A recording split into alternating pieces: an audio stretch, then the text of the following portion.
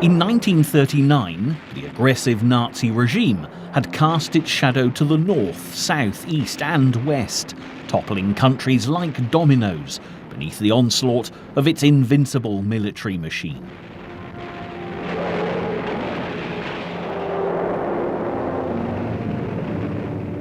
By June 1940, Germany had invaded every country on its border and beyond.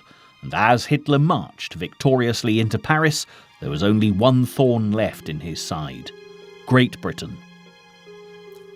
The phony war was now over, and the Battle of Britain was about to begin. But as the planes of the Third Reich began to swarm towards British shores, they would face a nation determined to defend its beaches, towns and cities, no matter what the cost.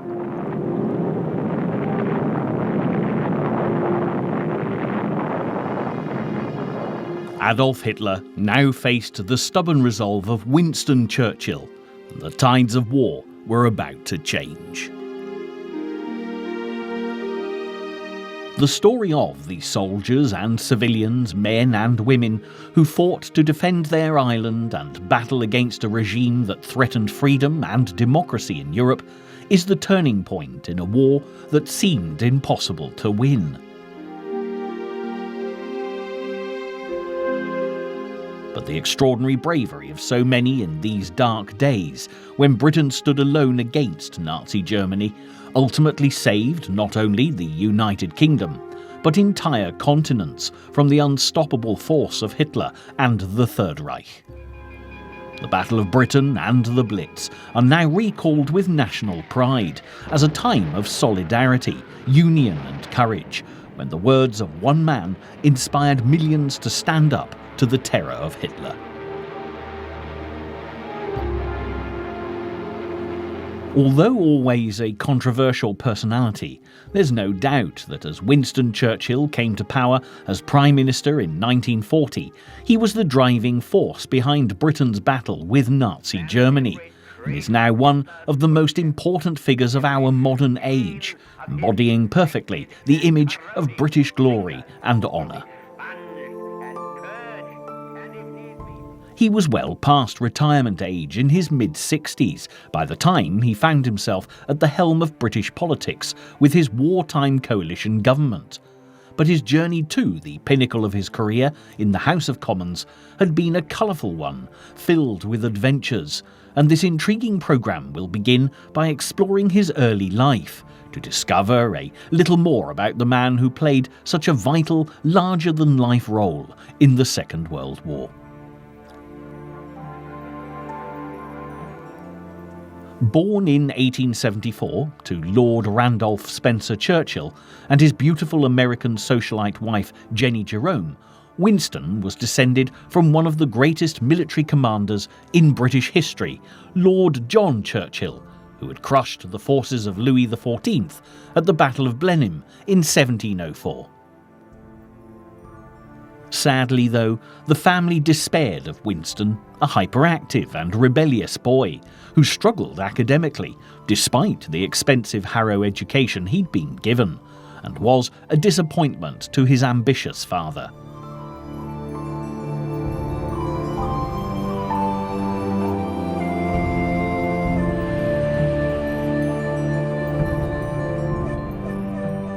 The exasperated schoolmasters commented that he was willfully troublesome, forgetful and unpunctual, and although he shared a flair for literature and history, he was at the bottom of the class.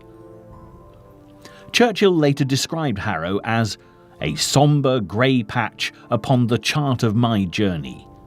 But after only a year at the renowned school, he recalled an event which would mark the turning point in his life, as his father came to inspect his toy soldiers. All the troops were arranged in the correct formation of attack. He spent 20 minutes studying the scene with a keen eye and captivating smile. At the end, he asked me if I would like to go into the army, so I said yes at once. From that moment on, at the age of 14, Churchill prepared for his future in the military.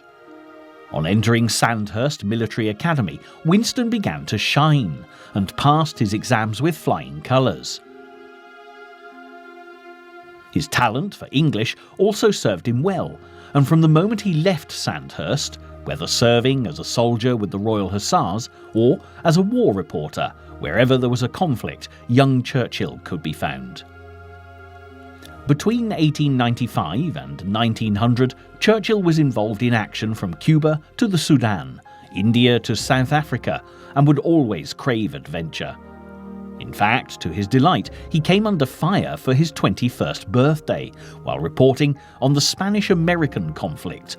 More often than not, Churchill would return home accompanied by dazzling tales of his heroic deeds. During the Boer War in South Africa, he saved a hospital train from the attacking Boers, and when taken prisoner himself, escaped by walking 300 miles to rejoin the army, creating a sensation in Britain.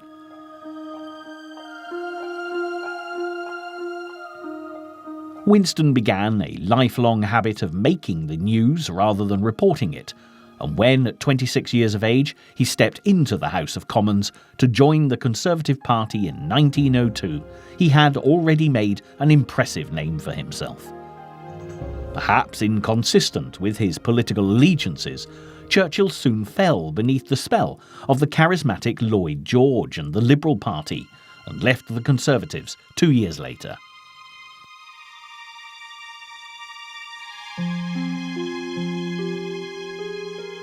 It was at this time that Churchill met the lovely Clementine Hozier at a dinner party, who would later become his wife. Legend has it that in 1908, as they strolled in Blenheim Palace grounds, they took refuge from a sudden rainstorm in a small building, where he made his marriage proposal. The couple were married 1 month later and would have a long and happy marriage, even if it did have its turbulent moments.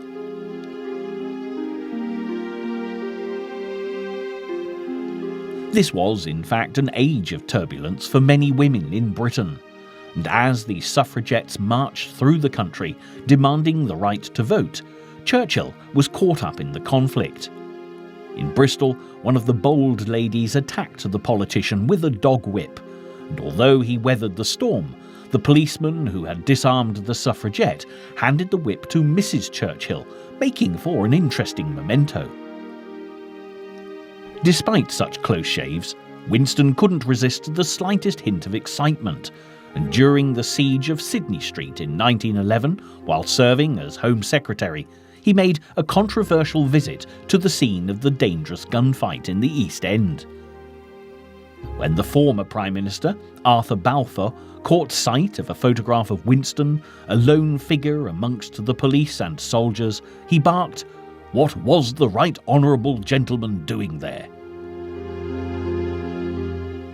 However, when shortly afterwards Churchill was transferred to the post of First Lord of the Admiralty, as the prospect of war began to threaten Europe, it seemed that a man of action was the right man for the job. But this didn't prove to be the case, as World War I resulted only in political disgrace for the energetic Churchill, when he was blamed for the tragic events at Gallipoli.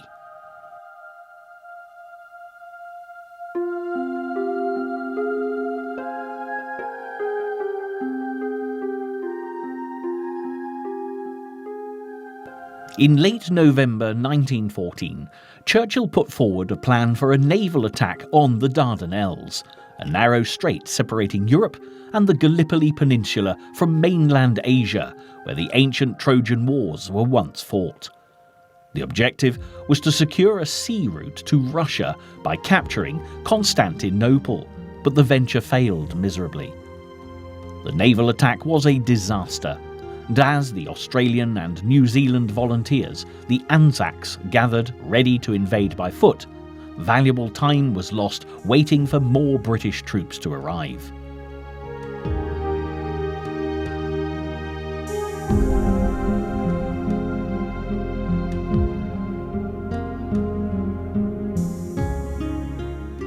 After 6 weeks of delay, the Turks had dug trenches, wired the beaches, and even built roads. and when the Allies eventually scrambled to shore, thousands were slaughtered.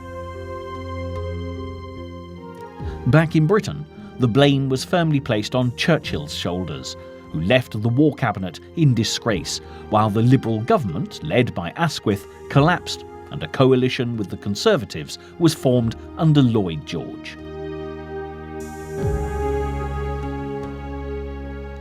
It seemed that the ambitious Churchill's glorious career had come to a sudden end, and after resigning, he went to the front in France to fight alongside the soldiers in the trenches.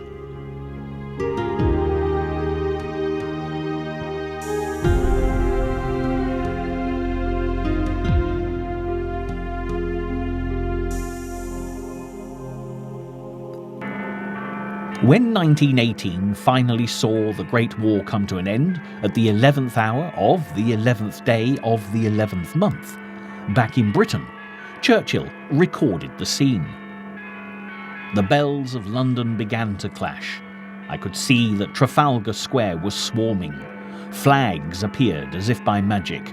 Almost before the last stroke of the clock had died away, the strict war-straightened, regulated streets of London had become a triumphant pandemonium. Yes, the chains which had held the world were broken. As the world celebrated Armistice Day, Churchill was once more in the House of Commons, and by July 1919, as the politicians signed a peace treaty at the Palace of Versailles, it seemed that harmony in Europe was ensured, although Churchill remained unconvinced of lasting peace.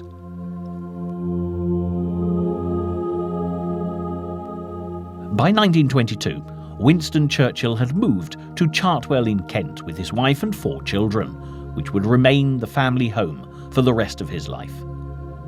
As the 20s rolled by, he had a variety of posts, including that of Chancellor of the Exchequer, was in and out of government as dramatic changes took place in post-war Britain.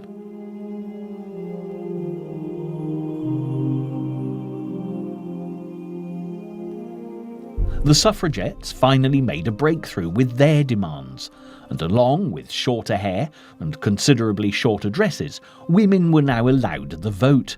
They were even permitted to attend university, while the first female Member of Parliament, Lady Nancy Astor, now sat in the House of Commons. As the Charleston took the world by storm, and women celebrated their newfound freedom, advances in military aviation captured the imagination of many would-be pilots as the pioneers took to the skies.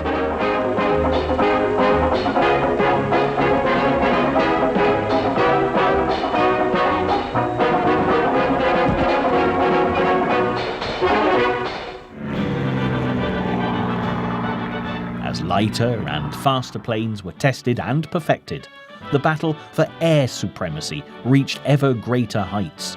Not that anyone would have believed that within 2 decades, Britain's survival would depend upon their efforts.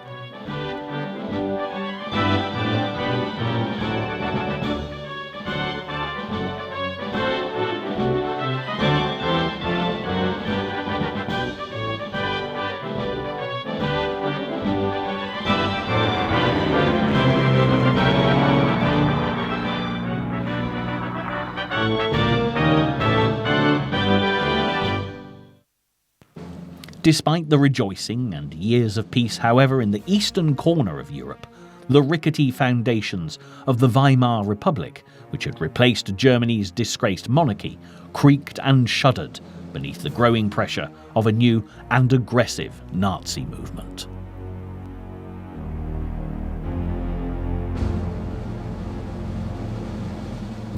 As the fascist leader Mussolini marched into Rome and burst into Italian politics, Churchill, as ever passionate in his convictions, hailed Mussolini as a great leader for opposing the threat of communism, which had plunged Russia into such a state of turmoil.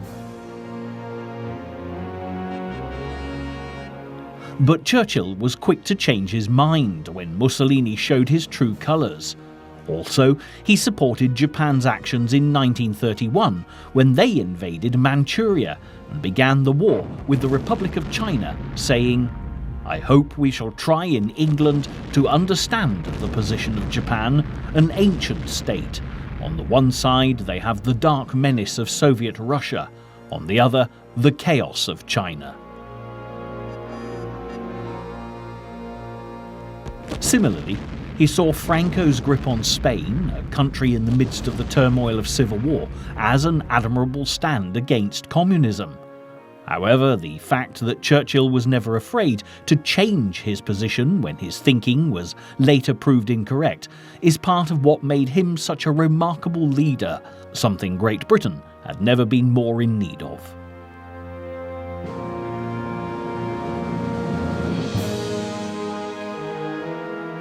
Yet there was a much greater threat than that of communism beginning to emerge.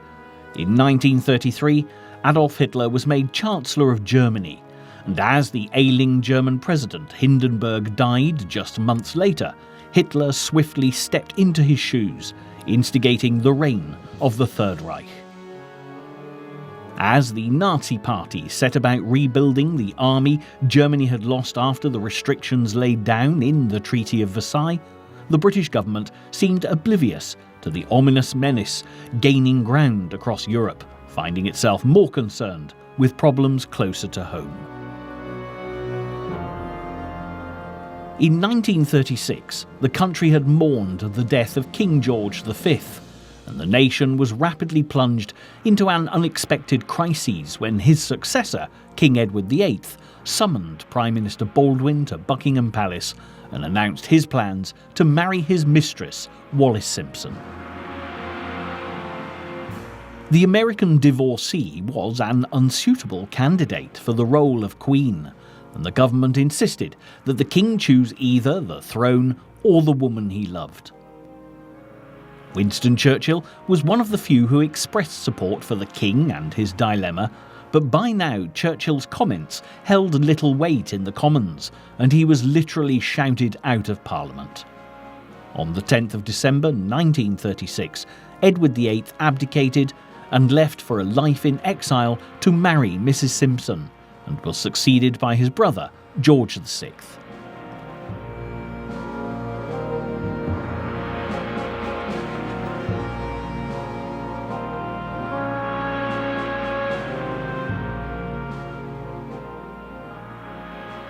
The episode once more tarnished Churchill's political record, and he was genuinely shocked by the hostility he'd met within the House of Commons, remarking that, "I was myself smitten in public opinion, that it was the almost universal view that my political life was ended."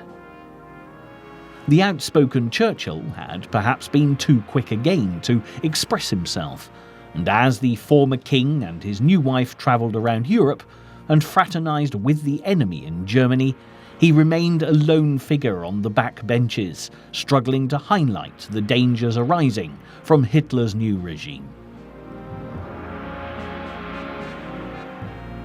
Soon after the king's abdication, the Prime Minister Stanley Baldwin retired to be succeeded by Neville Chamberlain, who, despite growing unease over Germany's flagrant flouting of the Treaty of Versailles, was keen to promote peace in a country that had already lost so many men to war. Only Churchill could be heard warning of the dangers ahead as the Nazis began to mobilise through Europe, and as Hitler's diplomatic promises dissolved as swiftly as the governments he overthrew, Chamberlain soon discovered that the peace he craved would only come at a price.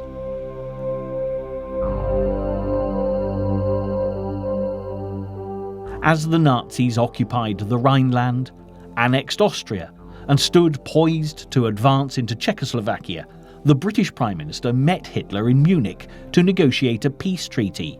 But the piece of paper Chamberlain waved triumphantly before the British public would prove useless in preserving peace in Europe. Churchill announced that Britain and France had sacrificed honour in signing away land in Czechoslovakia, and they would now have a war on their hands, and all too soon he was proved right. By March 1939, Germany had fully occupied Czechoslovakia, and there was worse to come, as the Nazis stormed into Poland with the full force of their tanks and the German Air Force screaming overhead.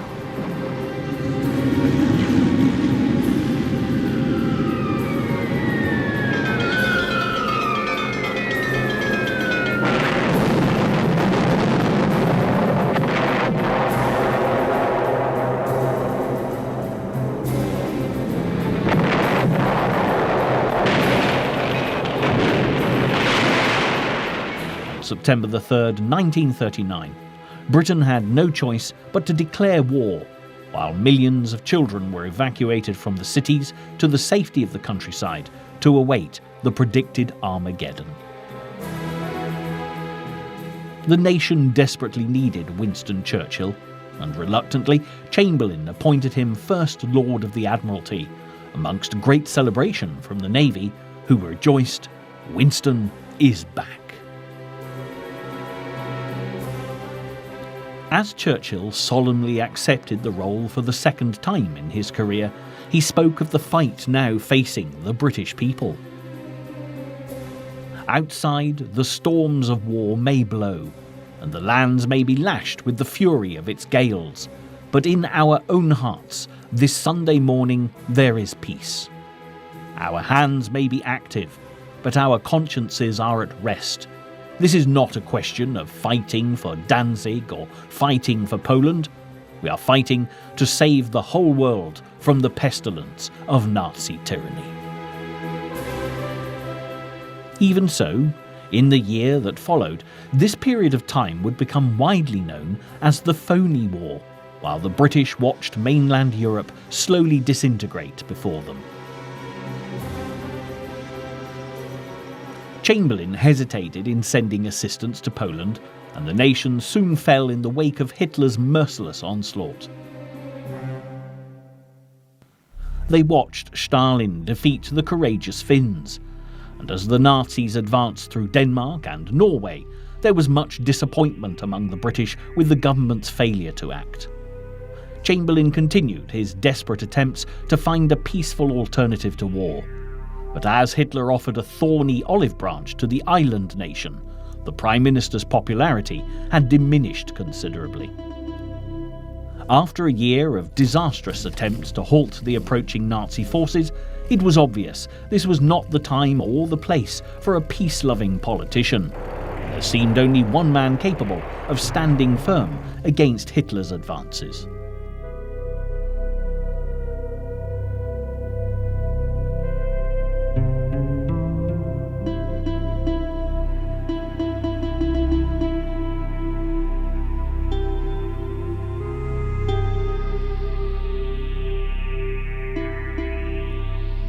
As Nazi paratroopers landed in Holland and Luxembourg on May 10, 1940, Winston Churchill made his way to number 10 Downing Street to succeed Chamberlain, who resigned as Prime Minister of Great Britain.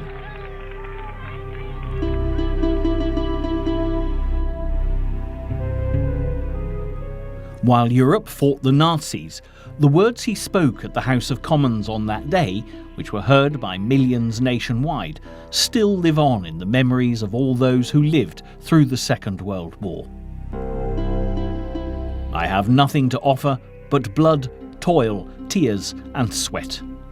We have before us an ordeal of the most grievous kind. We have before us many, many months of struggle and suffering. You ask, what is our policy?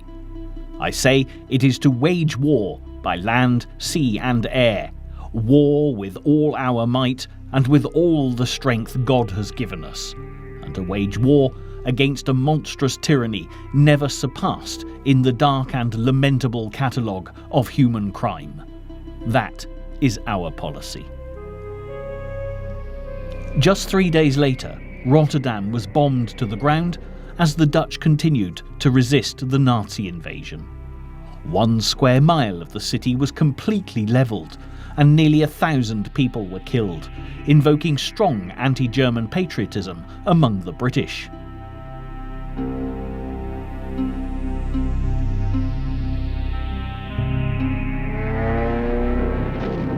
In response to the violent strike, Churchill sent the first bombers into Germany to attack the industrial region of the Ruhr. And as the German panzer tanks stormed towards France, British soldiers stood poised along the French border, ready to defend Hitler's next target.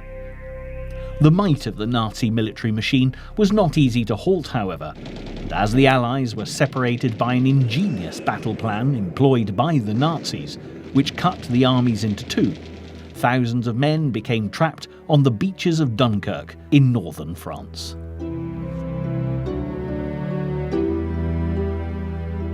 They were at the mercy of the Wehrmacht, who were hot on their heels, and as Britain stood on the verge of a tragedy on the scale of Gallipoli, Hitler suddenly made an extraordinary decision and halted the advancing troops. Churchill seized the opportunity to launch an equally extraordinary plan that has gone down in history as Operation Dynamo. Speaking to millions throughout Britain over the radio waves, the Prime Minister called on anyone with a boat, be it large or small, to head for the shores of France to save the whole route, the core and brain of the British Army. The response was breathtaking as merchant marine ships, small fishing boats and pleasure boats formed a hastily assembled fleet of 860 boats.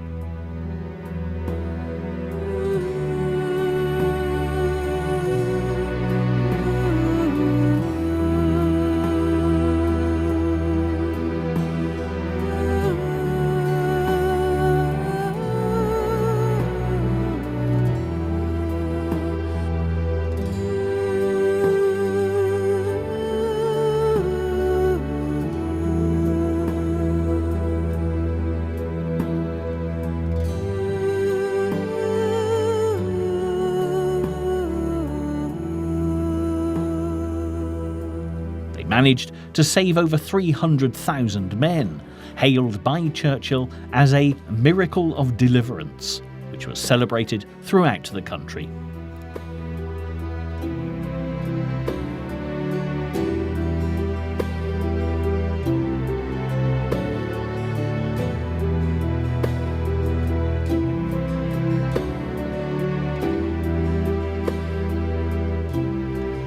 But the Prime Minister warned in a speech to the House of Commons, "We must be very careful not to assign to this deliverance the attributes of a victory. Wars are not won by evacuations." Many weapons had been left behind, ships had been sunk, and although the British Expeditionary Force had been saved, Dunkirk was in effect a military disaster. By this time, many countries were suffering terrible atrocities under the Nazi regime. Millions had been killed, tortured and imprisoned. And as Hitler's soldiers marched victoriously into Paris, there was little to celebrate. As France fell on June the 18th, 1940, Churchill turned to the British people and made a chilling speech. "What General Weygand called the Battle of France is over. I expect that the Battle of Britain is about to begin. Upon this battle depends the survival of Christian civilization. Upon it depends our own British life and the long continuity of our institutions and our empire. Hitler knows that he will have to break us in this island or lose the war. If we can stand up to him, all Europe may be free and the life of the world may move forward into broad, sunlit uplands. Let us therefore brace ourselves to our duties, and so bear ourselves that if the British Empire and its Commonwealth last for 1,000 years, men will still say this was their finest hour."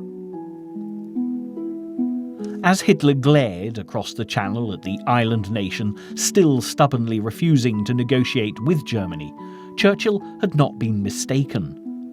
Britain was about to come under siege, the phony war was definitely over, and every man, woman and child would have to pull together if Hitler was to be prevented from setting foot on British soil. However, the Nazis didn't realise that, compared to the many nations already vanquished as a result of Hitler's blitzkrieg, Britain had watched the approaching conflict for nearly a year and was very much prepared for war.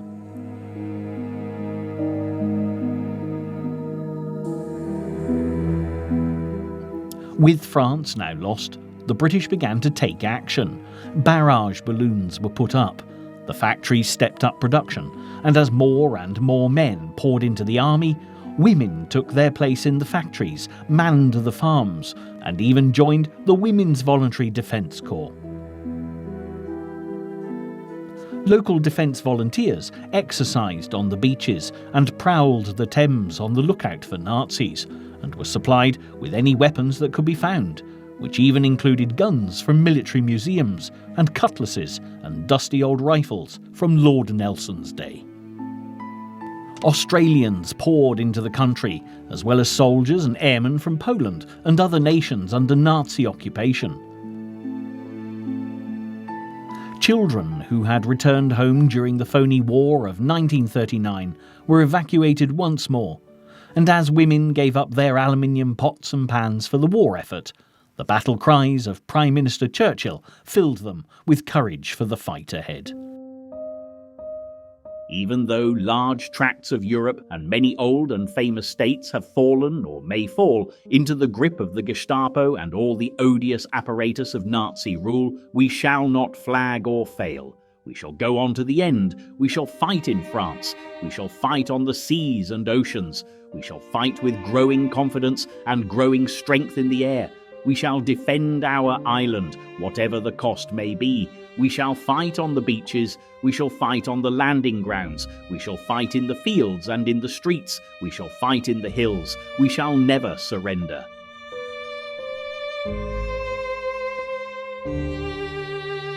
As Britain faced the enemy, they did so with the unity with which they had faced Napoleon and other invaders, and if Nazi Germany was to be the first country to invade the island in 900 years, it would do so over Churchill's dead body, quite literally.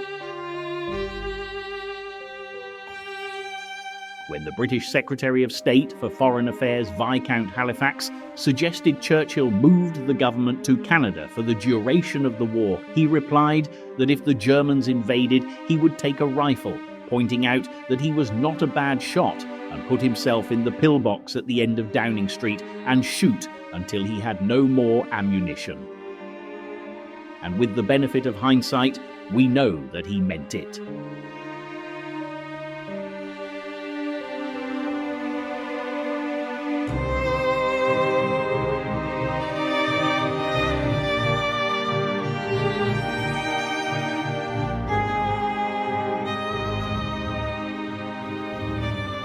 What's more, Hitler was equally well aware that he had a worthy adversary in Churchill, and as he couldn't march his army into Britain because of the English Channel, and his ships were hardly a match for the might of the British naval forces, as had been demonstrated when the Germans invaded Norway, he opted for an air offensive to prepare for a full-scale invasion.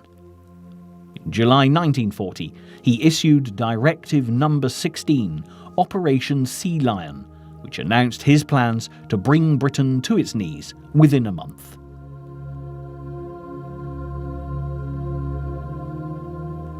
By defeating the RAF, the Luftwaffe would clear the way for landings along the length of the south coast. 100,000 men would then storm into Britain along with Himmler's terror force, the SS, with orders to extinguish all opposition.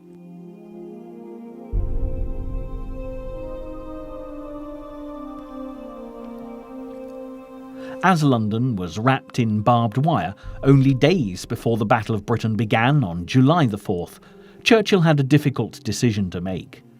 As France had been lost to Nazi Germany, there was a great risk that the French fleet, the fourth largest naval force in the world, would be used against the British. The highest concentration of naval strength was gathered at the port of Mers al-Kabir in Algeria, and Churchill presented the House of Commons with the sad necessity of sinking the ships to prevent the Nazis using them. After failing to find a compromise with the French commander of the fleet, the British were forced to open fire, killing over 1,000 French sailors, and to date it would perhaps have been one of the most difficult decisions Churchill had ever had to make. It also served notice to Adolf Hitler that when it came to invading Britain, he most definitely was not going to have it all his own way. On July the 10th, 1940, the Battle of Britain began with Goering's Luftwaffe launching ruthless attacks on British shipping.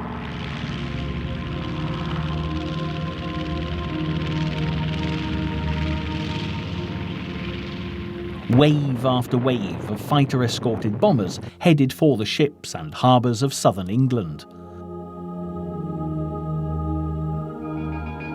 But as the RAF flew into action, they soon proved that Goering lacked a true perspective on Britain's air defences, which were probably the most sophisticated in the world. Hurricanes and Spitfires made up much of the British Air Force, which, although vastly outnumbered by the Luftwaffe, rose to the challenge, combating Germany's modern state-of-the-art planes with unsurpassed bravery and courage.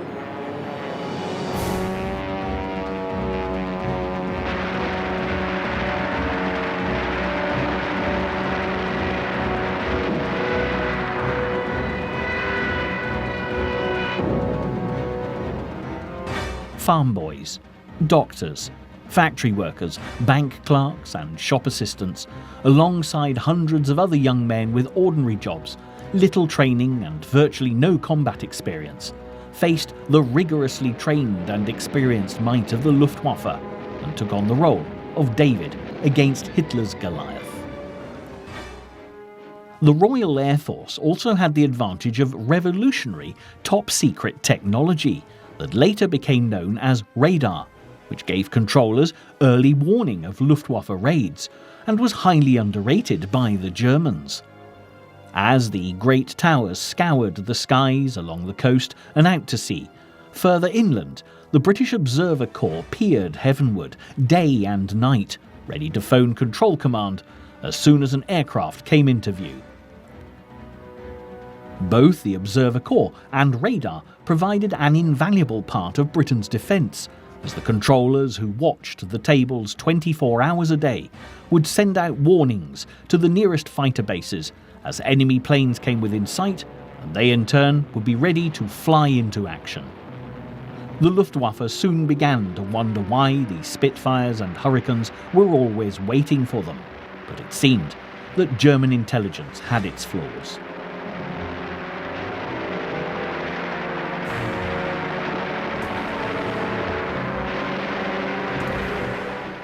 Ironically, back in 1939, before war broke out, the airship Graf Zeppelin had been sent to Britain on a spy mission.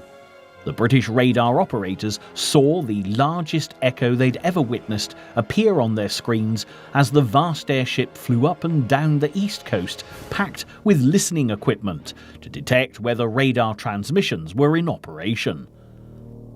After causing a stir in the British control rooms, the German scientists aboard the airship concluded that radar in Britain was primitive and inefficient, and promptly floated back to the fatherland.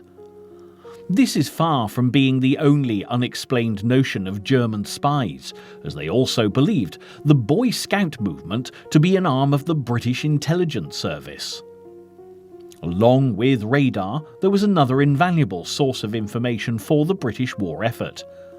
After Gallipoli, Churchill was well aware of the importance of military intelligence, and hidden away at Bletchley Park, complete with Old Manor House in Buckinghamshire, were thousands of cryptographers busily working away to decode the German Enigma machine.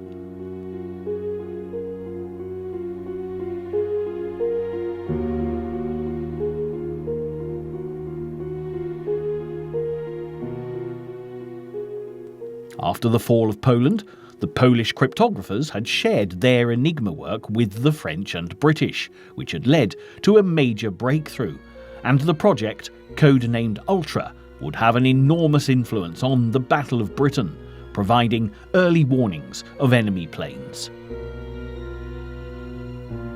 It didn't take long for Hitler to realise that Britain was not to be defeated as easily as he'd hoped.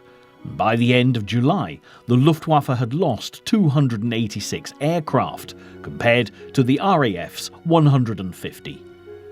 On August the 1st, Hitler ordered Goering to overpower the British planes with all the might at his command in the shortest possible time, and the head of the Luftwaffe was quick to obey.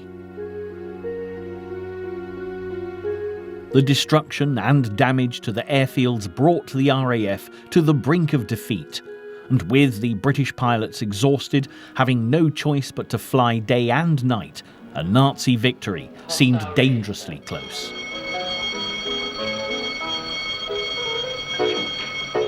However, Goering was cautious and noted that an Englishman is like a wounded bull. He is most dangerous when he's injured. After a brief respite between August the 19th and the 23rd, the attack resumed in combination with secondary night attacks on cities around Britain. Many homes were destroyed, 6 major airfields were seriously damaged, and one sector headquarters with operations room at Biggin Hill was totally wrecked. Yet despite the utter exhaustion of the RAF, the German losses were still higher than those of the British. Goering also made the decision to give up the attack on radar stations because they were a difficult target for the German planes, a change of plan that would cost him dearly. By the beginning of September, German losses were almost double that of the British, and the twisted metal of the destroyed Luftwaffe planes that had crashed on England's green and pleasant land were a familiar sight. Albrecht Kesselring, who was commanding the attack on Britain's south coast, believed that the air war had already been won. However, when German planes accidentally dropped their bombs on London on August the 24th, it made an impact on the shape of the conflict to come. A German bomber crew in trouble had to rid themselves of their bomb load and accidentally dropped them on the capital, despite Hitler's express wishes that the British civilian population should not be attacked. The next day, Churchill retaliated by sending bombers to hit Berlin, and although little damage was done to the city itself, the psychological effect on the German population was deeply penetrating in light of Goering's promises that the cities of the fatherland would not and could not be bombed. Hitler was furious and made the grave mistake of letting his anger colour his military strategy when he decided to avenge the attack on Germany by focusing on Britain's cities rather than continue with the mounting attack on Fighter Command and its airfields. The German bomber offensive began on a Saturday afternoon, September the 7th, 1940, with the main objective of destroying British morale. At 20-4, the coastal radar stations that had been silent all day suddenly began to show a few blips off the French coast, which suddenly merged together and grew to a dramatic size. Late in the afternoon, over 300 Luftwaffe bombers cast their shadows over London, accompanied by nearly twice as many fighter planes. And as the sirens wailed while people ran for cover, the Blitz began.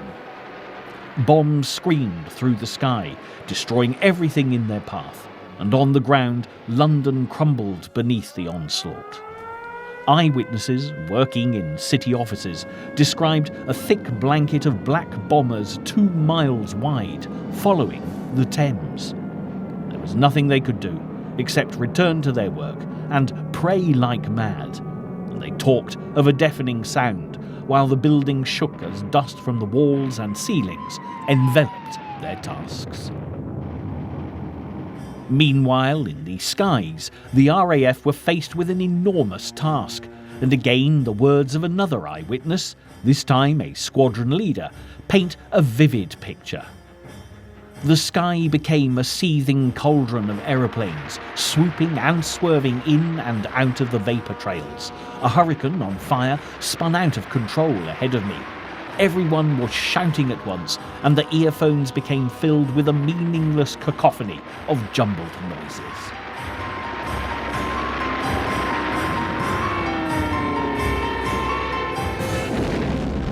As firefighters battled through the night, another 133 bombers, guided by the fires, returned to wreak further havoc. By the end of the day, over 400 Londoners were dead and around 1,500 injured. As firefighters worked around the clock, people began to emerge from the shelters to view their destroyed city. But in true British style, as the dust began to settle, the Sunday roast was cooked, whether it be at home or in a neighbour's oven, and morale didn't waver, boosted by a classic radio broadcast from Churchill, when he declared that Hitler had no understanding of the spirit of the British nation or the tough fibre of Londoners. However, the attack was far from over, as Nazi invasion crafts now prepared to land on British shores. But by focusing on bombing British cities, the Luftwaffe had now left the RAF time to gather its strength and prepare for battle.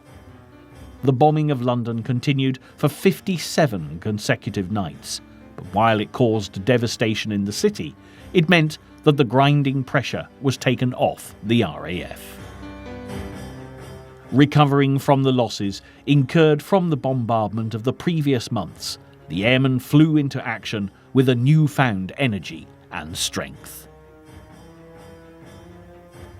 Hitler's criteria for an imminent invasion continued to focus on him eliminating the British Air Force and radar stations, but on September the 15th, the Luftwaffe suffered heavy losses after a devastating air battle with the RAF, forewarned by ultra-intelligence. It was becoming clear that Operation Sea Lion was going to be more difficult to implement than Hitler had imagined. After the Germans repeatedly postponed the date of the invasion, Ultra picked up a signal on the 17th of September, which verified that, for the time being at least, the land invasion had been called off. Although Britain had won the battle in the air, Hitler concentrated his efforts to bomb the nation into submission with renewed vigour. With Luftwaffe raids day and night, London ceased to be the only target, as many other cities, including Glasgow, Cardiff, Belfast, Sheffield, Coventry, Birmingham and Plymouth, came under fire. The way the British coped with the onslaught was admirable. In London, people still continued to get up in the mornings and go to work in the factories, determined to supply the commander of the RAF, Sir Hugh Dowding, with the planes his fighter pilots so desperately needed. By night, people would gather in underground stations to sleep, and whole communities began to form the most extraordinarily strong sense of unity. Shops still opened, despite being surrounded by the rubble of neighbouring buildings, and those fortunate enough to find their houses still standing rallied to help those who'd not been quite so lucky. From London's East End to Buckingham Palace, the bombs caused devastation, but despite fears for their own safety, the King and Queen remained at Buckingham Palace, showing solidarity with the British people. They travelled around the country to boost morale and console those who had lost homes and loved ones. Buckingham Palace suffered no less than 9 direct hits during the war, one bomb even disturbing the royal family as they ate breakfast, which the Queen described in a letter as happening so quickly that they only had time to look foolishly at each other as the scream hurtled past and exploded with a tremendous crash in the quadrangle. But once the palace had been bombed, the Queen said that she now felt able to look the people of the East End in the eye, and rather than shattering the nation's morale, attacking the home of the monarchy had quite the opposite effect, as the British now felt that their royal family shared their suffering and the kingdom was united in their resilience to oppression. On a global scale, however, another player was on the move in the Pacific theatre of war, as on September the 27th, 1940, Japan signed the Tripartite Pact in Berlin, joining Germany and Italy in the fight against the Allied forces. However, Russia, already connected with Nazi Germany, was not invited to join, as Hitler was planning to renege on his non-aggression pact with Stalin, just as he had always intended.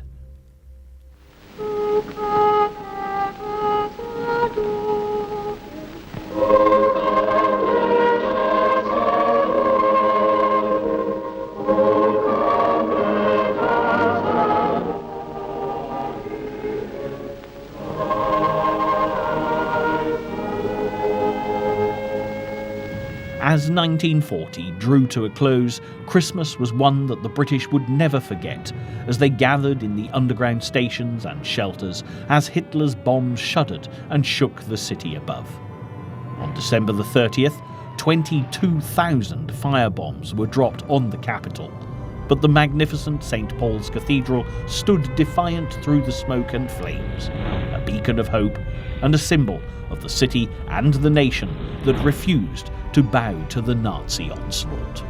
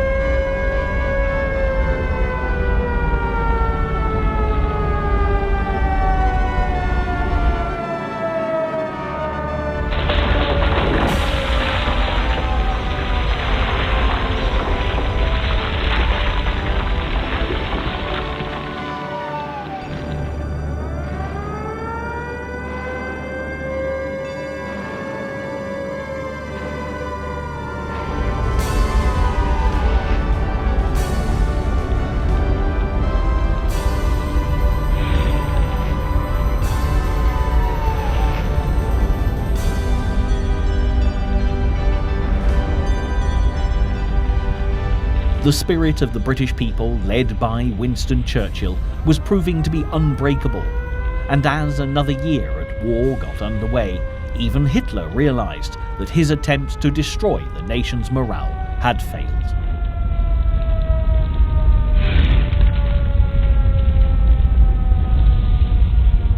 Nevertheless, this served only to fuel the Führer's determination, and he increased the German attacks on ports and shipping to keep the British forces at full stretch, while he planned his next move.